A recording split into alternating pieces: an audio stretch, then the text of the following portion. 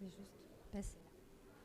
Donc, le bilan psychonutritionnel. En fait, il s'agit d'une nouvelle démarche d'un point de vue clinique qui considère une démarche selon deux axes. Un axe objectif. Ça marche pas? Si? Ah, comme ça. Donc, un axe objectif qui va privilégier le symptôme dans ce qu'il a d'objectivable, c'est-à-dire d'utiliser toutes les ressources dont vous disposez en tant que soignant ou en tant que soignant, alors que ce soit les outils qui vous ont été présentés ici ou d'autres échelles. Et aussi l'axe subjectif qui privilégie, lui, ce qui s'entend du symptôme. En fait, dans ce qui est dit ou non dit, l'interroger dans sa dimension, en fait, inconsciente. Parce que bien souvent, dans les problèmes de poids, de surcharge pondérale ou de troubles du comportement alimentaire, il y a derrière des troubles psychologiques, voire psychopathologiques, et surtout des conflits psychiques importants. Donc en fait, ces deux approches cliniques, quoi qu'on puisse en penser, une objectivable et une autre subjective, ne sont pas contradictoires, mais en revanche, leur juxtaposition vous permettra de situer le patient dans sa totalité de l'être. On ne peut pas réduire le patient à un objet scientifique mesurable. Il faut bien entendu aussi prendre en considération qui il est en tant que personne, avec son vécu, son histoire, le milieu dans lequel il vit, et aussi son état psychique et les conflits qui l'animent. Donc en fait, cette double lecture, on va dire, permet de faire la part des choses du physiologique, du psychologique, du social, du culturel et voire du familial.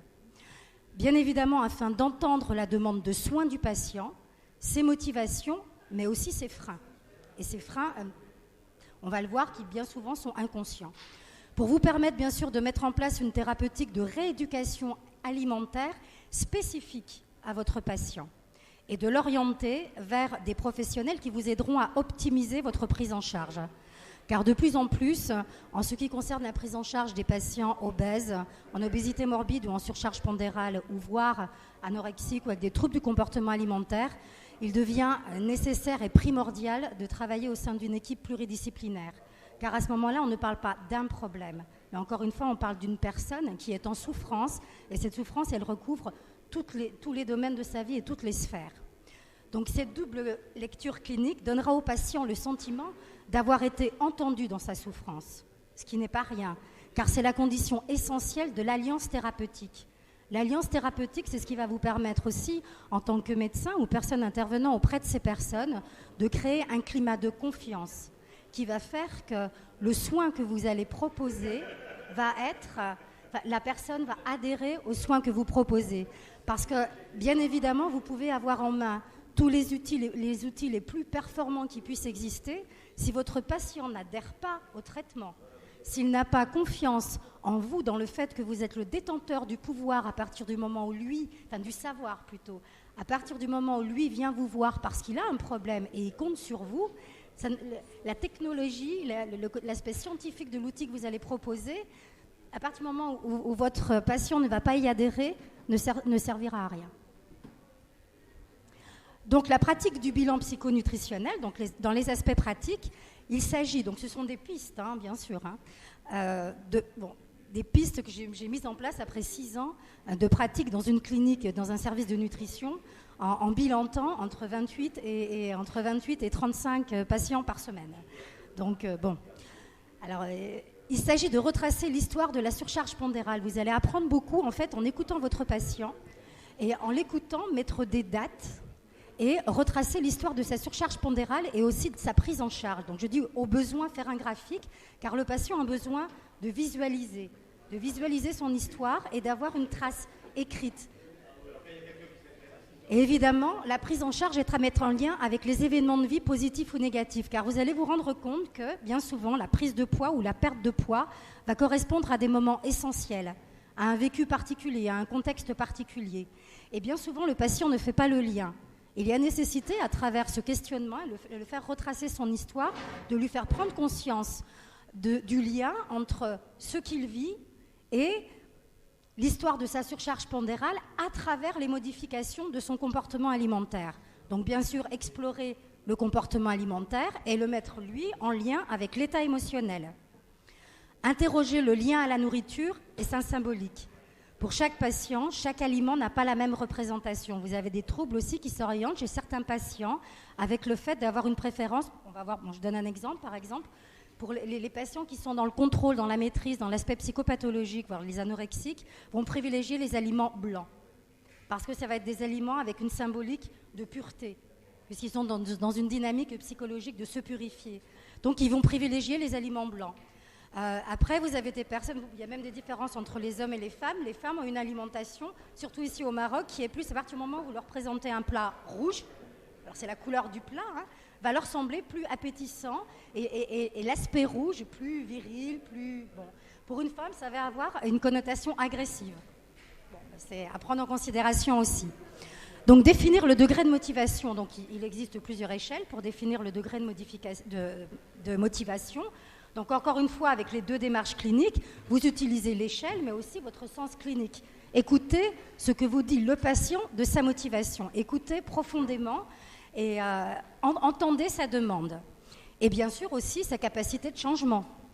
Parce que, encore une fois, si le patient sort avec un plan d'un régime où vous lui dites, voilà, il y a ça à faire, manger comme ci, comme ça, s'il vient vous voir et qu'il n'a pas le sentiment que vous avez entendu sa demande et qu'il n'est pas dans une capacité de changement, il va le prendre, il va peut-être le commencer ou il va le mettre à la poubelle tout de suite en sortant. Et explorer, bien évidemment, les bénéfices secondaires, qui sont les freins inconscients.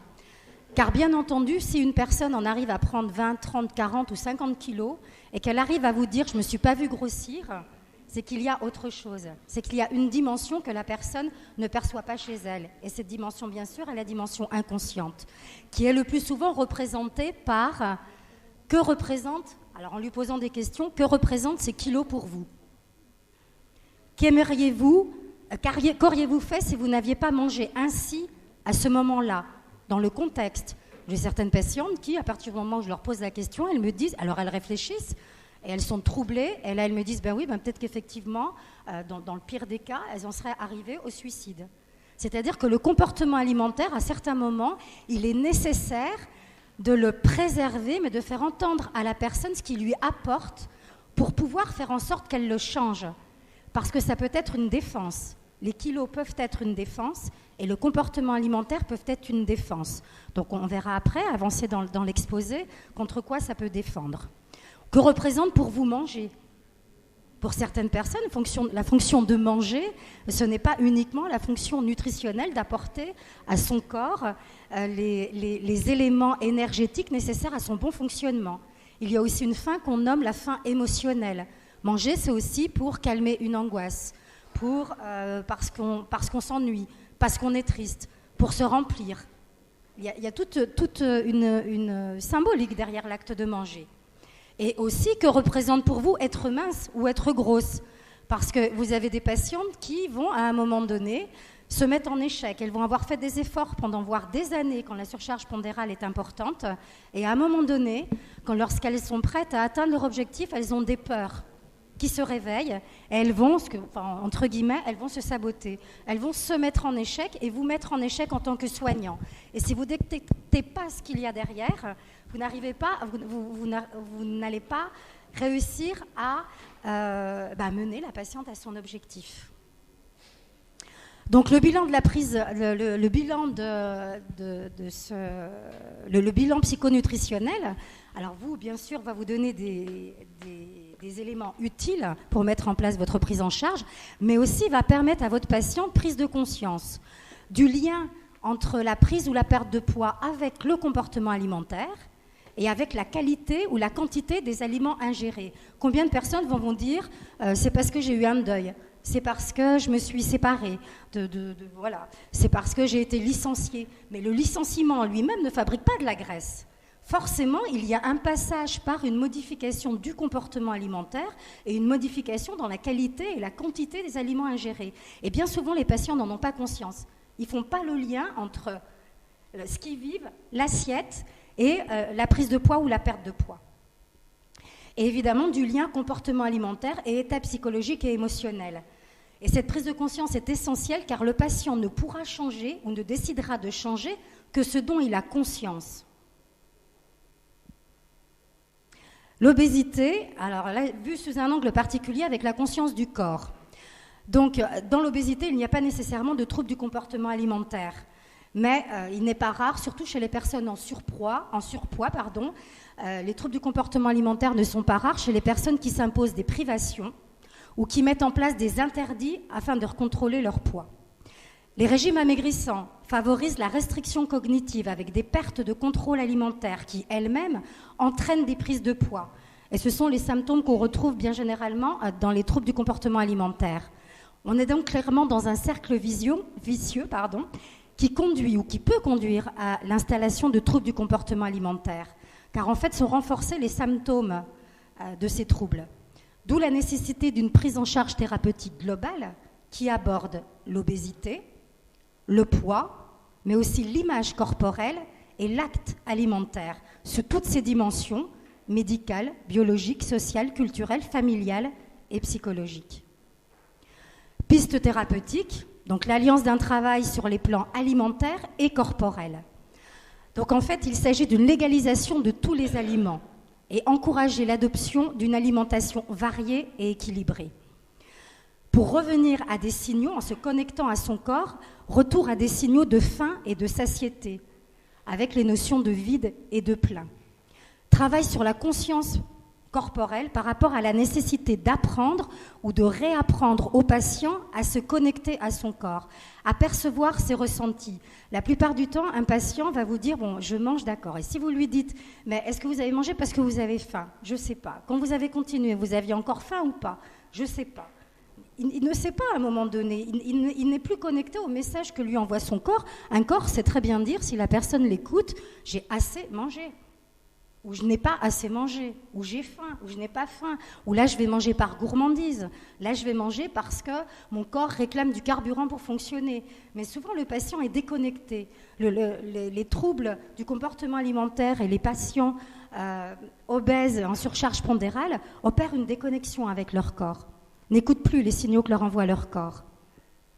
Et le travail sur manger en pleine conscience, apprendre à mobiliser tous ses sens lors de l'acte alimentaire. Il y a quand même la notion de plaisir, retrouver le goût, qui sont très importantes, afin que si on lui propose une nouvelle alimentation dans le cadre d'une rééducation alimentaire, manger redevienne un plaisir, sans culpabilité. Donc, travail sur le corps est obtenu grâce aux techniques d'accompagnement psychothérapeutique à médiation corporelle, comme la sophrologie, la méditation et la relaxation. Les principaux troubles du comportement alimentaire, donc vous avez l'hyperphagie, l'hyperphagie nocturne, donc épisode récurrent de crise de boulimie sans recours régulier au comportement compensatoire, donc un dans la journée, l'autre dans la nuit. Pour celui dans la nuit, en fait, au moins 25% des besoins énergétiques quotidiens sont consommés après le souper, ce qui en plus crée des insomnies au moins 3 fois par semaine. Vous avez le grignotage, vous avez les compulsions alimentaires caractérisées par l'incapacité d'un individu de contrôler ce qu'il mange. Les régimes amaigrissants, encore une fois, sont fréquemment utilisés pour perdre du poids, mais s'avèrent inefficaces à long terme, dans le cadre des compulsions alimentaires. Et vous avez la boulimie. En hypophagie, vous avez l'anorexie mentale et le comportement restrictif. Et vous en avez un nouveau qui vient d'apparaître, qui est l'orthorexie, qui est caractérisé, lui, par une fixation obsessionnelle sur l'ingestion d'une alimentation saine. Alors c'est encore autre chose. Ne serait-ce pas une dérive dans le monde occidentalisé concernant toutes les publicités qui sont faites sur les aliments sains, les aliments pas sains? Bon, je ne sais pas pour l'instant. Bon. La personne, en fait, passe des heures à réfléchir à son alimentation. Elle planifie ses menus des jours à l'avance. Elle s'invente des règles alimentaires contraignantes pour ne pas consommer des graisses, des produits chimiques ou toute autre substance considérée comme nuisible à la santé. Elle soumet chaque aliment et l'heure à laquelle il est ingéré à un contrôle de qualité confondant goût et moralité. Et il y a un test qui s'appelle le test de Bratman qui permet d'identifier tous ces symptômes. Les conséquences sont multiples. Un isolement social, car évitement, voire refus de prise alimentaire dans un cadre non contrôlé, donc tout ce qui est à partir du moment où la personne est invitée, puisqu'elle ne peut pas contrôler, à moins que ce soit elle qui aille en cuisine faire à manger. Dans les cas extrêmes, la tolérance zéro alimentaire affecte chacun des actes de la vie quotidienne. Parce que la personne est tellement contrôlante qu'elle ne va plus pouvoir ni manger à l'extérieur. À partir du moment où ce n'est pas planifié, elle va être angoissée. Ça envahit vraiment toute la sphère de la vie de la personne. Et peut susciter, et là où ça devient effectivement encore plus grave, une perte de l'appétit de vivre. Donc là, on est dans un risque dépressif et un risque suicidaire. La thérapeutique donc, nécessite une prise en charge psychothérapeutique et l'importance dans la prise en charge nutritionnelle de travailler sur la notion de plaisir. Comorbidité, parce que c'est aussi important à savoir, il arrive que d'autres conditions affectent les personnes souffrant d'un trouble alimentaire, tels que les troubles de l'humeur, les troubles anxieux, les troubles obsessifs-compulsifs, les troubles liés à l'utilisation d'une substance, médicaments ou autres, les troubles de la personnalité et les troubles du comportement, kleptomanie, suicide, automutilation, qui accompagnent la symptomatologie chez les anorexiques et chez les boulimiques, et les troubles du sommeil. Donc le trouble alimentaire parfois est secondaire à la présence de certaines comorbidités, et il est alors parfois recommandé de traiter ces troubles en priorité par rapport à la prise en charge alimentaire. Ne pas s'acharner tout de suite sur le côté alimentaire, mais voir aussi à traiter ces troubles, parce que de toute façon, vous n'arriverez pas à soigner votre patient. Donc l'anorexie mentale, donc elle correspond à un refus de s'alimenter. La perte d'appétit, elle, est secondaire. Elle est liée en fait à une restriction volontaire et souvent inavouée de l'alimentation. Je crois que le symptôme le plus important dans l'anorexie mentale, c'est le déni. C'est pour ça que c'est un trouble qui est très difficile à prendre en charge, car en fait, la personne dénie son trouble. Et vous pouvez... c'est très difficile de lui faire entendre qu'en fait, elle est en souffrance et qu'elle est malade. Et tant qu'elle n'a pas entendu le fait qu'elle est malade, forcément, elle ne veut pas se faire soigner. L'épidémiologie, donc la fréquence est en augmentation dans les sociétés occidentales où la minceur fait figure d'idéal. Elle se manifeste classiquement chez les classes sociales élevées et moyennes au sein de familles pour lesquelles la promotion sociale et la réussite scolaire ont une grande importance. Et là, on peut prendre en considération aussi le facteur pression familiale et le facteur stress. Bon, prédominance féminine. Donc, les principaux signes cliniques de l'anorexie mentale sont la restriction alimentaire, donc dans l'apport calorique, l'élimination des hydrates de carbone, des graisses et des protéines, et la planification de régimes très stricts. Amaigrissement, perte de plus de 15% du poids initial, et l'aménorrhée. Donc en fait, on parle de la triade des 3A, anorexie, amaigrissement et aménorrhée, qui s'installe progressivement. De plus, de nombreux troubles somatiques accompagnent l'anorexie mentale, et ce sont ceux de la dénutrition. Alors vous pouvez repérer aussi souvent donc, la dénutrition et repérer au niveau des symptômes caractéristiques qui sont les extrémités bleutées. Le contexte psychologique, donc vous avez une méconnaissance de la maigreur associée à un déni de la gravité de l'état de santé. La personne ne se voit pas maigre et elle le dénie, pour elle, elle n'est pas maigre. Un désir éperdu de minceur et surtout une peur de grossir qui occupe toute la sphère mentale de la personne. C'est-à-dire que ça prend un caractère obsessionnel. La personne ne pense qu'à ça. Et ne pense qu'à la nourriture ou au fait de ne pas manger. C'est pour ça que la nourriture, en fait, est tout le temps présente alors que la personne ne mange pas. Parce que c'est une lutte perpétuelle contre l'état de faim. Isolement relationnel avec un repli sur soi et une dépendance relationnelle. Alors, l'anorexie mentale apparaît comme une tentative de se dégager de la dynamique relationnelle, notamment avec les parents. D'où souvent, alors ce qui peut faire aussi qu'il y a une difficulté dans la prise en charge des anorexiques, c'est qu'elles sont très manipulatrices. Et à partir du moment où vous ne l'entendez pas comme faisant partie de sa symptomatologie et de sa souffrance, c'est peut-être très difficile de prendre en charge une personne qui est anorexique. Dans le retour, bien évidemment, dans le contre-transfert, dans le retour par rapport aux soignants et ce qu'il peut percevoir de la patiente. Sexualité activement et massivement refoulée, désinvestie, absence de plaisir corporel et sexuel et défaut d'investissement érogène du corps. Besoin de maîtrise et de tout contrôler qui s'exprime au niveau du corps. Le corps est maltraité, sans conscience de la mise en danger. Vous pouvez lui dire que de toute façon, ne serait-ce qu'avec les symptômes de la dénutrition, elle est en train de s'engager sur la voie de peut-être des 5 ou 10% de mortalité. Ça ne va rien lui faire. Ça va rien lui faire. Un des traits caractéristiques aussi, c'est que l'anorexique est perfectionniste, et c'est une perfectionniste de la privation. Elle met vraiment en place des techniques incroyables et inimaginables pour réussir à ne pas, à rester anorexique, c'est-à-dire à ce que l'entourage ne perçoive pas son trouble. Hyper-investissement scolaire, alors elles sont généralement, je dis elles parce qu'il y a une prédominance chez les filles, très brillantes, puisqu'en fait, il y a une sublimation de la pulsion sexuelle à travers l'apprentissage, à travers le goût de savoir et d'apprendre. Intellectualisme qui est en fait un mécanisme de défense d'un point de vue psychique qui vise la mise à distance de toutes les émotions. Ce sont généralement des personnes qui se déconnectent de leurs émotions. Et c'est une conduite de réassurance narcissique et de conformité à un idéal de perfection. Donc il y a un conflit pulsionnel au niveau de l'oralité, de l'analité, une pathologie de la personnalité avec des problèmes identitaires, un trouble de l'image du corps, du schéma corporel et du corollaire émotionnel, donc l'estime de soi et la confiance en soi. Et il y a un trouble au niveau d'un conflit d'autonomie et de dépendance. Bon, les pronostics, les traitements, donc une prise en charge nutritionnelle. Il s'agit de corriger bien évidemment la malnutrition par rapport aux risques physiques qu'encourt la personne, en fixant des objectifs pondéraux réalistes et de réduire la restriction alimentaire. Évidemment, le traitement des complications somatiques, une prise en charge psychothérapeutique qui assurera un soutien psychologique pour lutter contre l'état dépressif et les angoisses vécues lors de la reprise du poids. Parce que bien évidemment, cette personne va reprendre du poids, mais ses défenses vont être complètement annihilées. Donc, les angoisses vont réapparaître. Si elles ne sont pas traitées, jamais elle n'abandonnera le comportement alimentaire restrictif. Et elle se mettra en danger. Et la rechute risque d'être plus importante que ce que vous avez constaté au départ des symptômes. Une thérapie familiale peut être envisagée, car il y a une structure familiale particulière chez les anorexiques.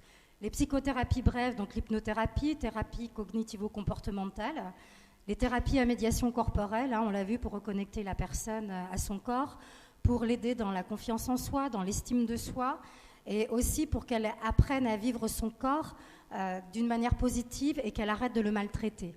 Et l'art-thérapie, les thérapies analytiques, car en fait, elles donnent un sens aux symptômes, et plus globalement à l'histoire personnelle. Tant qu'il n'y a pas un sens donné aux symptômes, vous n'obtiendrez pas un changement dans la durée. Et toutes les techniques qui visent à établir une relation harmonieuse avec le corps et un vécu de plaisir, et notamment tout ce qui est massage. L'obstacle majeur auquel se heurte le traitement est la négation par les anorexiques de leur pathologie, c'est ce que je vous disais tout à l'heure, qui les conduisent à refuser parfois jusqu'au bout les entretiens et les soins. Les traitements en ambulatoire est possible, mais bien évidemment, dans les cas graves, il y a nécessité d'une hospitalisation. Voilà. Merci. À la place pour une ou deux petites questions. Allez-y. Ici, il fait chaud. Bon, je vous pose la question en tant que psychologue. Vous êtes psychologue. Est-ce qu'on dit souvent que les personnes qui mangent beaucoup de viande rouge deviennent agressives?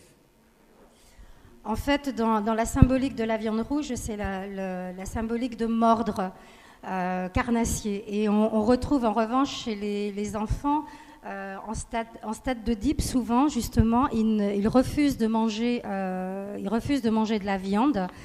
Ils refusent de se laisser aller à leur pulsion agressive vis-à-vis du père. Maintenant, les massages avec les appareils, vous ne trouvez pas que c'est mieux les massages par les mains? Je n'ai pas parlé de massage avec les appareils. Je parle de massage thérapeutique qui permet à la personne, le massage énergétique, le shiatsu, le reiki, le watsu, ce genre de massage. Très bien. D'autres questions?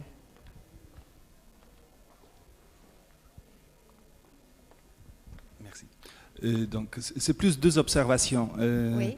Dans le cas d'anorexie mentale, j'ai remarqué, je ne suis pas spécialiste, mais j'ai dû traiter quelques cas comme ça, que même quand il n'y avait pas de déni de la situation ne devenait pas pour autant plus facile à gérer. Même les personnes qui acceptaient le diagnostic avaient butaient au même obstacle et le parcours était aussi long. Est-ce que vous confirmez cette observation? Oui. Et la deuxième, pour l'anorexie mentale, on dit que c'est prédominant sur les femmes, les jeunes filles, les jeunes femmes qui subissent.